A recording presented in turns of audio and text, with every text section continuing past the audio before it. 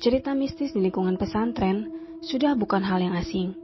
Entah itu sebuah kebetulan atau apa, aku tidak bisa menjelaskannya. Sebagai orang yang pernah nyantri, aku pun pernah mengalami hal tersebut. Beberapa kali aku mengalami kejadian seram semasa tinggal di pesantren.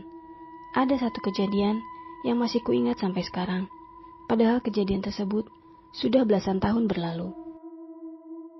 Jadi, pada suatu malam, aku dan temanku yang bernama Amin sedang berada di lantai 2 asrama sambil menyetrika baju. Saat itu, pesantren sedang libur, sehingga kami bisa menghabiskan waktu dengan melakukan kegiatan yang kami inginkan, karena kegiatan rutin santri yang sedang diliburkan. Banyak juga anak-anak yang pulang kampung karena liburan yang cukup lama. Yang tersisa di asrama adalah anak-anak yang rumahnya jauh di pulau seberang seperti Amin, atau mereka yang memang tidak mau pulang walaupun dekat, seperti aku. Posisi asrama tepat berada di belakang bangunan sekolah, jadi kami menyetrika baju sambil melihat pemandangan bagian belakang bangunan sekolah yang gelap. Lampu jalan pun tidak ada sama sekali. Jadi bisa dibayangkan, di depan asrama, keadaannya benar-benar gelap gulita. Kembali kepada Amin dan aku yang sedang menyetrika. Saat sedang asik menyetrika, aku melihat di bawah ada bayangan orang yang sedang berjalan pergi menjauhi asrama. Kami berdua mengenalinya, sebut saja namanya Yahya.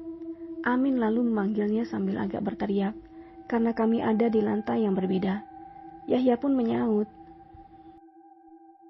Lalu, terjadilah percakapan singkat di antara keduanya, tapi aku lupa apa isi perbincangannya. Selesai berbincang, Yahya pun pergi menjauhi asrama melewati bangunan sekolah yang gelap gulita. Kami pun melanjutkan kegiatan menyetrika, sampai tiba-tiba dari dalam kamar ada seorang teman yang bertanya kepada Amin. "Min, kamu mau ngobrol dengan siapa?" tanyanya. "Si Yahya," jawab Amin singkat. "Hah? Dia sudah pulang tadi siang ke Jakarta.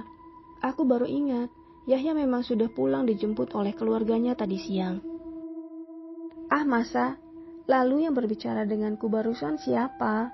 Pertanyaan Amin itu kemudian menjadi akhir dari kegiatan kami menyetrika. Dan kami pun buru-buru masuk ke dalam kamar. Sementara, baju-baju kami dibiarkan bercecer di meja setrika. Biarlah, nanti pagi dibereskan.